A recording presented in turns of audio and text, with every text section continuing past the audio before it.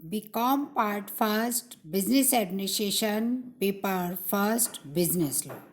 आज का हमारा टॉपिक है प्रतिफल की परिभाषा एवं आवश्यक तत्व या लक्षण। सबसे पहले हम देखते हैं प्रतिफल का अर्थ एवं परिभाषा। जब दो पक्षकार अनुबंध करते हैं तो वे वचनों या कार्यों का आदान प्रदान करते हैं। ये वचन या कार्य ही एक दूसरे पक्षकार के लिए प्रतिफल होते हैं। इस प्रकार अनुबंध के प्रत्येक पक्षकार के लिए प्रतिफल वह वचन या कार्य है जो उसे दूसरे पक्षकार से अपने वचन या कार्य के बदले में प्राप्त होता है। दूसरे शब्दों में हम कह सकते हैं प्रतिफल पक्षकारों का कुछ के बदले कुछ है, अर्थात प्रत्येक पक्षकार अनुबंध में कुछ देकर उसके बदले कुछ प्राप्त करता है। इसके बाद में हम देखते हैं भारतीय अनुबंध अधिनियम 1872 की धारा 2D में प्रतिफल की जो परिभाषा दी गई है। 2D के अनुसार जब वचनदाता की इच्छा पर वचन ग्रहीता अथवा किसी अन्य व्यक्ति ने कोई कार्य किया है अथवा विरत रहा है अथवा कोई कार्य करता है अथवा करने से विरत रहता है अथवा कुछ कार्य करने या करने से विरत रहने का वचन देता है तो ऐसा कार्य अथवा उस कार्य से विरति अथवा उसका वचन उस वचन का प्रतिफल कहलाता है।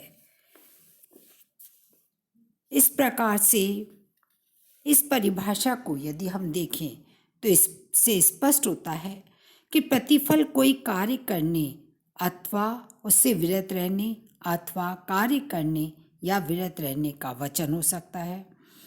वह कार्य विरति वचनदाता की इच्छा के अनुरूप होती है। वह कार्य विरति वचन ग्रहीता अथवा उसकी ओर से किसी अन्य व्यक्ति द्वारा की जा सकती है। वह कार्य या वृत्ति भूतकाल में हो चुकी हो अथवा वर्तमान में ही हो रही हो अथवा भविष्य में होने वाली हो। ऐसा कार्य या वृत्ति या वचन वचनदाता के वचन का प्रतिफल होता है। इसके बाद में नेक्स्ट आता है हमारा प्रतिफल के आवश्यक तत्व। प्रतिफल की परिभाषा को यदि हम देखें तो विभिन्न तत्व या लक्षण प्रकट होते हैं। उसमें सबसे पहला आता है प्रतिफल वचनदाता की इच्छा पर हो। प्रतिफल का सर्वप्रमुख एवं प्रथम लक्षण यह है कि प्रतिफल के रूप में किया जाने वाला कोई कार्य अथवा उस कार्य से वृत्ति वचनदाता की इच्छा या प्रार्थना पर होनी चाहिए। यदि वचन ग्रहीता अपनी स्वेच्छा से अथवा किसी अन्य व्यक्ति की इच्छा से कोई कार्य करता है तो उसे वचनदाता के वचन का प्रतिफल नहीं माना जा सकता है। नेक्स्ट आता है हमारा प्रतिफल से वचनदाता को स्वयं को लाभ होना आवश्यक नहीं है। प्रतिफल की वैधता के लिए यह आवश्यक नहीं है कि वचन ग्रहीता द्वारा किए जाने वाले कार्यों अथवा कार्यवृत्ति से वचनदाता को स्वयं को ही कोई लाभ हो। यदि वचनदाता को स्वयं को लाभ न हो किंतु उसकी इच्छा से ही वचन ग्रहीता ने कोई कार्य किया है जिसका किसी अन्य पक्षकार को लाभ हुआ है तो भी यह वैध प्रतिफल कहलाएगा। इस सिद्धांत को ही प्रतिज्ञा की विबाध्यता के सिद्धांत या समान विबाध्यता के नाम से भी हम जानते हैं। नेक्स्ट आती है हमारी लक्षण या तत्व। प्रतिफल वचन ग्रहीता अथवा किसी अन्य व्यक्ति के द्वारा दिया जा सकता है, अर्थात प्रतिफल वचन ग्रहीता अथवा किसी अन्य व्यक्ति द्वारा भी दिया जा सकता है। यदि वचन ग्रहीता की ओर से किसी अन्य व्यक्ति ने प्रतिफल दिया है और वह प्रतिफल वचनदाता की इच्छानुसार है तो प्रतिफल वैध माना जाएगा। इस नियम को ही रचनात्मकता प्रतिफल का सिद्धांत के नाम से भी पुकारा जाता है। नेक्स्ट आता है हमारा चौथा तत्व, प्रतिफल कुछ कार्य करने या न करने अथवा उसके वचन हो सकते हैं। प्रतिफल सकारात्मक तथा नकारात्मक दोनों में से किसी भी प्रकार का हो सकता है। जब वचन ग्रहीता वचनदाता की इच्छा के अनुसार कोई कार्य करता है, करने का वचन देता है, तो हम उसे सकारात्मक प्रतिफल कह सकते हैं। इसके विपरीत यदि वचन ग्रहीता वचनदाता की इच्छा के अनुसार किसी कार्य को करने से विरत रहता है या विरत रहने का वचन देता है तो वह नकारात्मक प्रतिफल कहलाता है। इस प्रकार दोनों प्रकार के कार्य वैध प्रतिफल हो सकते हैं। इतना ही नहीं, कुछ कार्य भी प्रतिफल माने जाते हैं, जैसे वाद न करने का समझौता। वाद प्रस्तुत नहीं करना भी वैध प्रतिफल होता है। जब किसी व्यक्ति को किसी अन्य व्यक्ति के विरुद्ध कोई अधिकार होता है और वह व्यक्ति किसी वचन के बदले अपने अधिकार को प्रवर्तित नहीं करवाता है तो ऐसा वचन वैध प्रतिफल कहलाता है। जैसे ऋणदाताओं से समझौता करना। जब कोई ऋणी अपनी आर्थिक तंगी में किसी भी ऋणदाता या साहूकार से कम धन लेकर पूर्ण भुगतान समझ लेने का आग्रह करता है और वह उसे स्वीकार कर लेता है तो वह वचन भी वैध प्रतिफल होता है। विचाराधीन विवादों का समझौता। किसी न्यायालय के विचाराधीन विवादों का पक्षकारों द्वारा समझौता करना भी वैध प्रतिफल कहलाता है।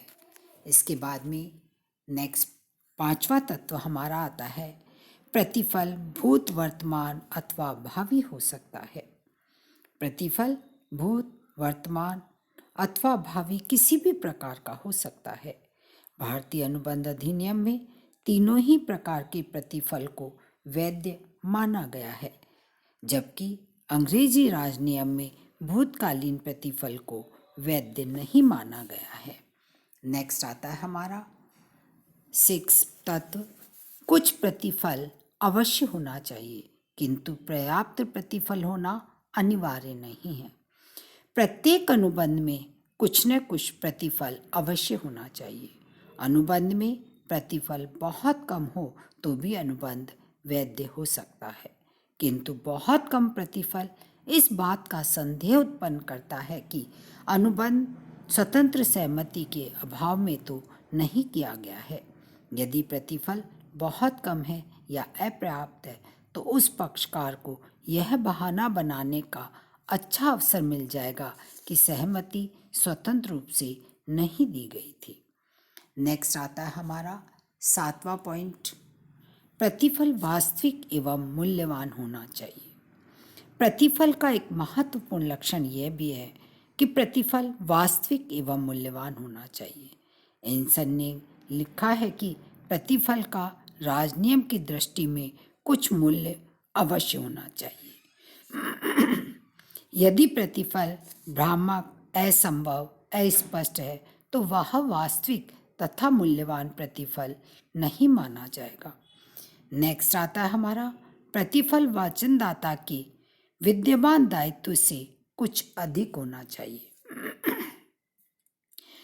विद्यमान दायित्व का निर्वाह करना नए वचन का प्रतिफल नहीं हो सकता है। अतः प्रतिफल ऐसा होना चाहिए जिसे करने या देने के लिए वचनदाता पहले से ही किसी कर्तव्य या अनुबंध के अधीन कार्य करने के लिए बाध्य न हो। नेक्स्ट आता है, प्रतिफल वैध होना चाहिए। अनुबंध के वैध होने के लिए यह भी आवश्यक है कि प्रतिफल वैध होना चाहिए। अवैधानिक प्रतिफल वाले ठहराव व्यर्थ माने जाते हैं। जैसे अंता बंता को कहता है कि यदि वह संता को मार डालेगा तो वह उसे 5,000 रुपये देगा। इस अनुबंध में प्रतिफल अवैधानिक है, अतः व्यर्थ माना जाएगा। नेक्स्ट आता है, प्रत्येक अनुबंध के लिए पृथक प्रतिफल होना चाहिए। यह भी महत्वपूर्ण है कि प्रत्येक अनुबंध के लिए पृथक प्रतिफल होना चाहिए। यदि 2 अनुबंध किसी एक पक्षकार के साथ किए जाएं, तो भी प्रत्येक अनुबंध का प्रतिफल पृथक पृथक होने चाहिए। नेक्स्ट आता है हमारा, प्रतिफल निश्चित होना चाहिए। अनुबंध प्रतिफल निश्चित या निश्चित करने योग्य होना चाहिए। अनिश्चित प्रतिफल की दशा में अनुबंध व्यर्थ हो जाता है। नेक्स्ट एंड लास्ट आता है हमारा, प्रतिफल संभव होना चाहिए। अनुबंध में दिया गया प्रतिफल संभव होना चाहिए। प्रतिफल के रूप में दिया गया वचन या कार्य वैधानिक एवं भौतिक रूप से पूरा करना संभव होना चाहिए। फॉर एग्जाम्पल, अंता बंता के लिए जादू से खजाना ढूंढने का वचन देता है। यदि बंता उसे 1,000 रुपये दे, यह अनुबंध व्यर्थ है, क्योंकि जादू से खजाना ढूंढने का वचन पूरा करना संभव नहीं है।